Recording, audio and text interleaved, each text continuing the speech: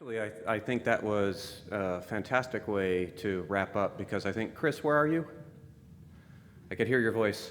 I can't, I see like a vague shape back there. So Chris is, and what he just said I think is a perfect embodiment for how IIIF has worked so far, which has been grassroots, on the ground. What can we do that actually makes sense?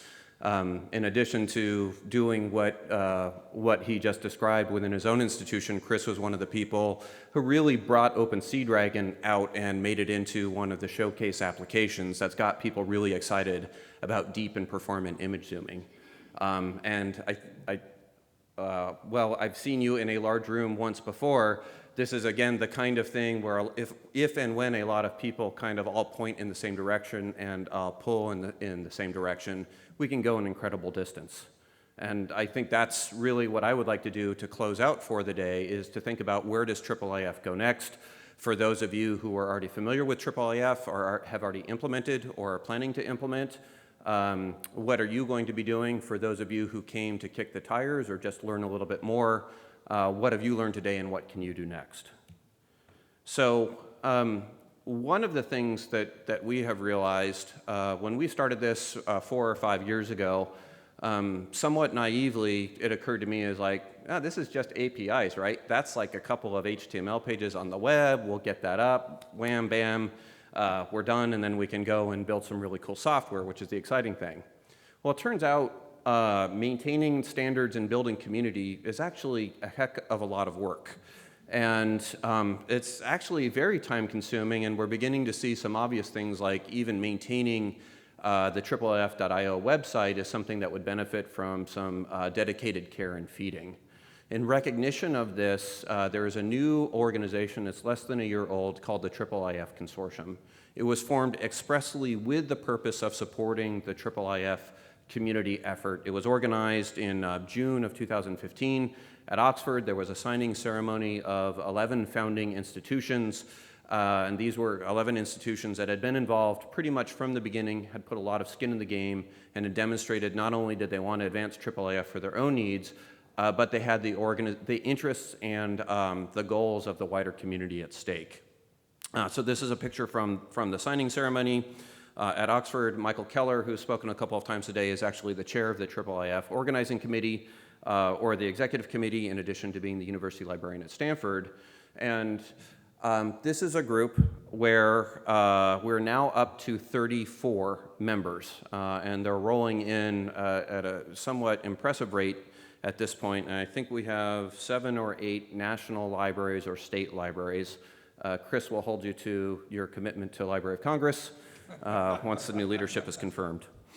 And this is a group that is pledging $10,000 a year over a sustained period of time, basically to support the activities of the consortium. So part of this, a very small part of this event, was supported formally by the consortium. We are currently interviewing to hire our first dedicated staff member. We expect that there will actually be a second and possibly a third coming in the not too distant future based on growth. And we welcome additional founding members. There is one tier of membership right now. We are very interested really in going out beyond some of the usual for us suspects as well. Libraries are of course welcome. We would love to see more archives. We would love to see a huge museum contingent. We would love to see technology firms. And we would love to see others who would benefit from many of the benefits that we see that IIIF has provided today. So what's next? Perhaps you came today, you saw the logo, you understood the acronym, or you didn't, you weren't quite sure why there were so many I's. What should you do in terms of taking this forward? So it's actually at IIIF.io, there is a fairly digestible cookbook for what you'd want to do if you want to become interoperable and join into the community of practice. So the main thing to do is, if you are an institution that has assets, is expose your collections via IIIF. And that basically means putting up an image server, getting your metadata into a manifest, this wondrous mystical thing that we heard about today. There are examples online, and exposing that on the web. There is a large community of people who are going through this, who have gone through this recently, and if you hit a stumbling block, The best thing to do is put in a ticket to GitHub if you're one of those kind of people, or to write to an email list if you're one of those kind of people. And either way, you'll likely get a good response. The other thing to look at is actually making your software IIIF compatible. Or if you're buying software, is to ask your suppliers to make their software IIIF compatible. I have to say, I'm deeply indebted to Michael Stocking from Armadillo Systems. He's actually been engaged in IIIF, sometimes more on the periphery, sometimes more on the core, since I think 2012 was his first meeting, or 2013. When Armadillo was trying to figure out its systems. And through a series of engagements with, I think, Oxford and the British Library, has begun, I'm projecting here, but Michael, don't contradict me, has begun to see kind of the power and the opportunity that this has.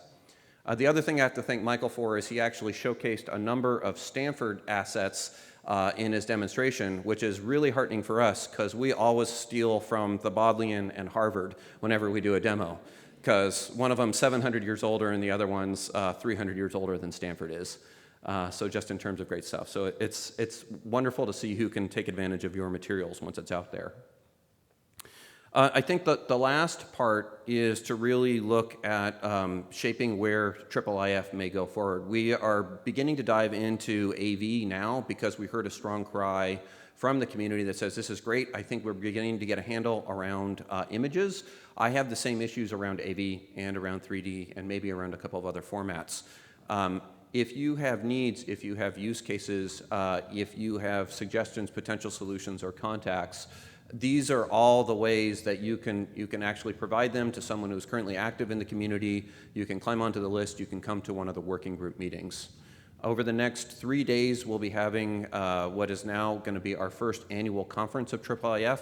We had a meeting in Ghent last December, and we realized the community and the activity has gotten so big, it's no longer enough to think about a small working group coming together. It really is an international effort that's too big to track, and we need an annual conference to bring it together to see what's going on and to coordinate our various activities. So there is still space tomorrow on Wednesday at the New York Academy of Medicine, where we'll be convening at 9 a.m. if you would like to join for the first conference, and then a series of working group meetings on Thursday and Friday. So specifically, what does that mean? One of the main things to do is to join the IIIF Discuss email list. Several people have cited it today. If you don't like to get email, you can actually go and just look at the news groups and the postings overall. We also have a bi-weekly set of calls. So every Wednesday at 9 a.m. California time, there are about 35 reported people who get on the line and go through the latest developments. They share demos, they ask questions, and that's where we do a lot of the coordination of the work of IIIF. Please do consider joining the IIIF Consortium. It makes a big difference. This is the way we're going to be able to not only sustain what we're doing, but to scale up. And finally, for next year, with a little bit of a drum roll, it would be lovely to see all of you at the conference, which will be at the Vatican. No, it actually is at the Vatican. This is not a joke. It will be in the part of the conference will be in the Sistine Vestibule, which, as I understand it, was at one point associated with the Vatican Library and Archive. The Vatican Library and Archive has just become a IIIF member, and they will be hosting a 400-person dissemination event like this, and then about a 200 to 250-person conference for several days after that. So you get to go to Italy and to Vatican City. And I expect the growth in the community and the progress that we'll have made by then is going to be truly astounding. Roger Matheson from the National Library of Norway has been, he was actually at the very first IIIF meeting and has been to many of the very early ones. He's not come to several of the last ones, and he grabbed me during an intermission. He says, "My God, this stuff is really coming together. It actually looks pretty good by now." Next year is going to be even better, Roger, and we expect to see you there. So with that, I think we can close out the festivities for today. On behalf of all of the organizers and all of the active participants today, I'd like to thank you for being a fantastic and participatory audience. And before we go, I'd really like to call out and thank our very gracious hosts, the Museum of Modern Art, and specifically Mylan Houston and Megan Govan, in the library and archive here. This could not have happened without their help.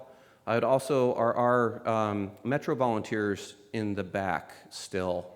There was, sitting at the front throughout the day, along with Megan, there were 2 to 4 volunteers from Metro, the New York Council of Libraries. They were very gracious in offering their time. They came just to help out, and I would like to thank just both MoMA and Metro today for that kind of participation and volunteerism.